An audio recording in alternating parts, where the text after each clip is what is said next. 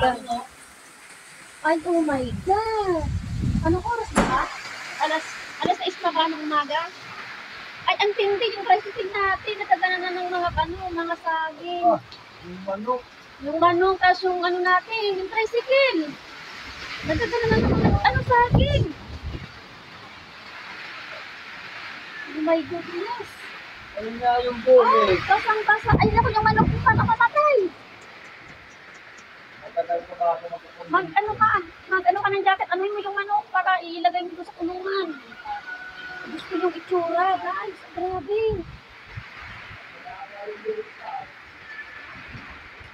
Oh, kawawa yung manok mo. Dapat pala kagawin mo kahit inano. Ayun guys, yung manok. Oh, kawawa naman siya, oh.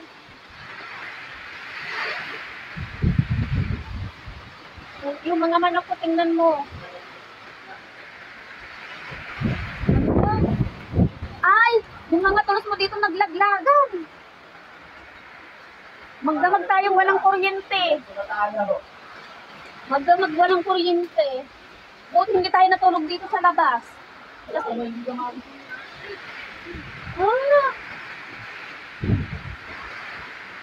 Ginayon tayo ng bagyo. Nagliliparan ng mga damit.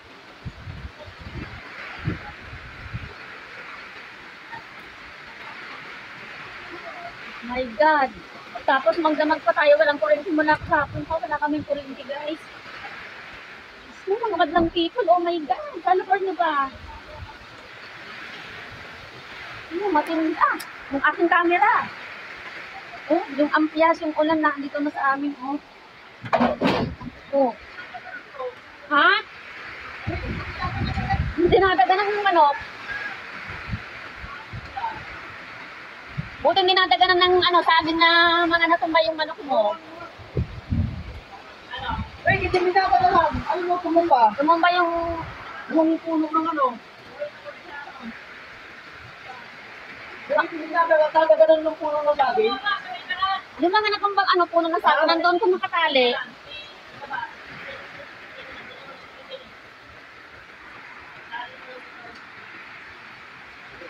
Oh.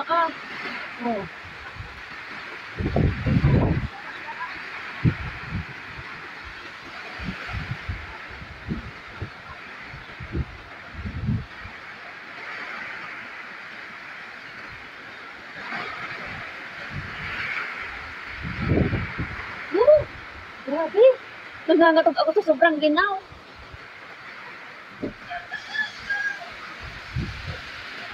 Kailangan mailigtas yung mga manok na nakatali sa labas. Mailagay doon sa kulungan. Kailangan sila magsiksika sa kulungan. Mag-away-away doon. Nangangatog ako sa ginaw. Grabe, basang-basa na kami dito sa loob. Hala, bahanan dito sa amin, oh. Bahanan yung labas. Ito guys, yung tinutulungan namin dito sa labas, oh. Dito kami gabi-gabi natutulog. May itsura. Ayan, so ano pa lang tayo guys, ngayon is 6:40 ng umaga. At ganun yung naging itsura ng labas namin ng harap. So yung mga saging dito, sayang kasi may mga bunga pa naman siya guys. Tapos hindi pa naman matitigas yung bunga. Tapos ayan, mga natumba na. Tapos inaampiasan yung aking cellphone habang nag-video. Kailangan dalang iligtas yung kanilang mga manok na nandito sa labas. Oo, ang daming saging na nabuwal. Okay lang sana kung yung mga saging is matigas na kasi mapapakinabangan na siya. Pero yung mga saging na mura pa, hindi ko siya mapapakinabangan. Sayang naman, diba? Walang signal. Walang signal. Sana tumigil na yung malakas na hangin at saka ulan para magka-kuryente na tayo kasi wala kaming kuryente. Sa bali, 2 days na kaming walang kuryente. Pero nung kahapon, sumusupot-supot naman yung kuryente namin ng mga ilang oras yun. And then, ayun na, natanggalan na ng kuryente ng maghapon na overnight na ulit, tapos hanggang ngayon wala pa rin ulit. So hopefully, makakuryente na tayo ngayong araw nito kahit mamaya para makapag-charge kasi ang cellphone namin is gusto lobat na talaga. So ito malapit ng malubat. Kaya sinasamantala ko na guys na makapag-video ako habang may natitira pang bar dito sa aking cellphone para mayroon akong pang-upload kapag may kuryente na. So ayun, dumadali na naman yung ulan na. Kasalukuyan ako inaampis na guys dito sa aming harapan. So nandito ako sa loob ng aming bahay sa may pintuan namin at ako tinataboy na ng ano, ng hangin. Yung mga halaman ko kawawa naman. Oh.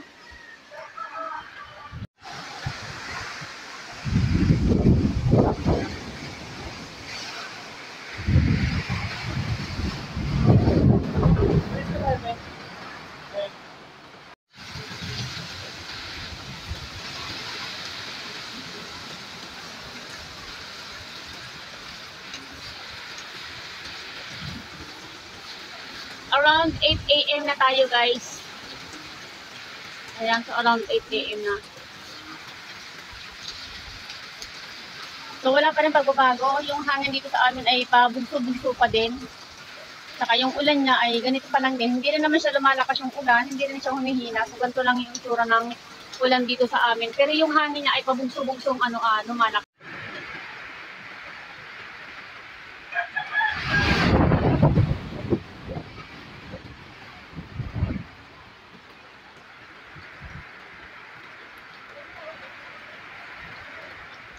Ayan guys, so meron na tayong 8:30 ng umaga. Ang dami ng talagang mga saging, lahat kasagangan dito sa atin talaga ay natumukan na guys hanggang doon sa dulo.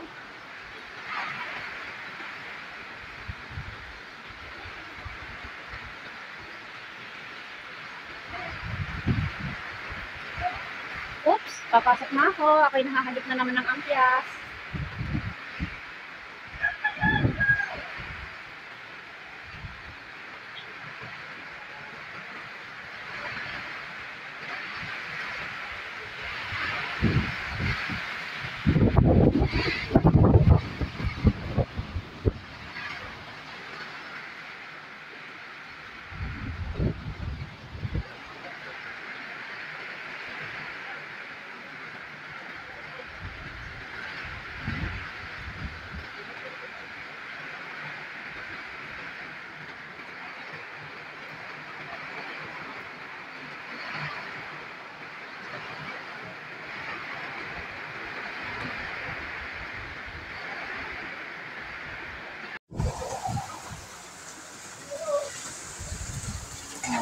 Oh, tuklap. Ang bubong ng kapitbahay.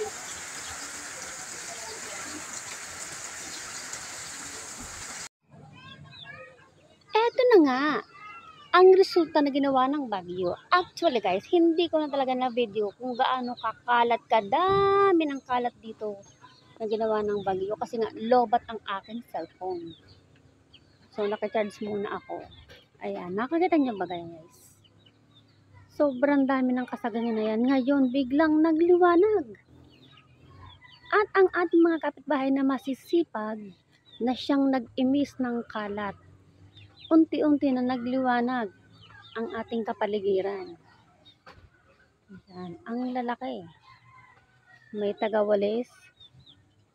May mga tagahakot. Ayan, so tinatanggal nila yung aming istaka ng kalakal. Ayan, ay talaga namang dinagana ng maraming saging.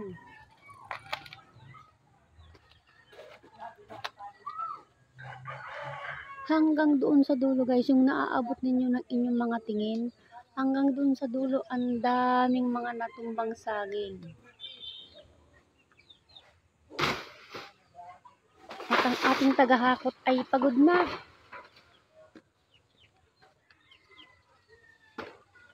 Kailangan mo na itong patuyuin upang ito ay ating sunugin. Diba? Sobrang dami. Yan. Puntahan natin dito guys sa medyo banda-bandang unahan. Sayang ng mga bunga ng mga saging na ito dahil yung iba ay hindi pa matitigas. Okay lang guys yung mga matigas na kasi pwede ng pakinabangan. Ito, kagaya nito.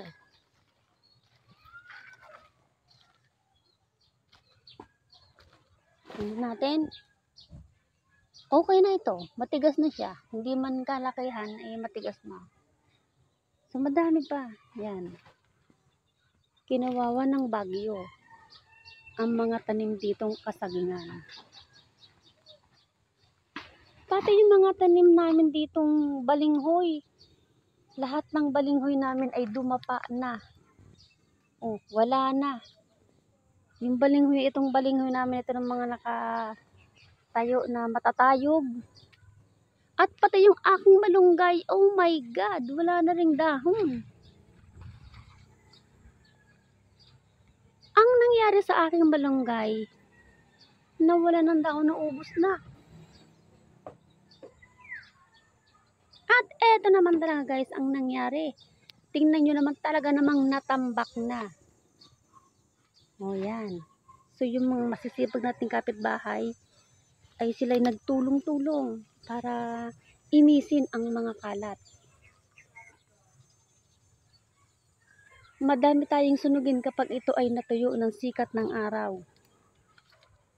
At mabuti na lang itong mataas na itong kahoy ay hindi man lang natinag. Talagang pinili lang guys, mga madlang people, yung aming mga kasagingan dito. Yun talaga ang inubos, winash out ng bagyong. Hindi ko alam ang pangalan. So dito na lang nagtatapos ang aking video. Pa-subscribe naman at pa-share. Thank you so much and God bless everyone.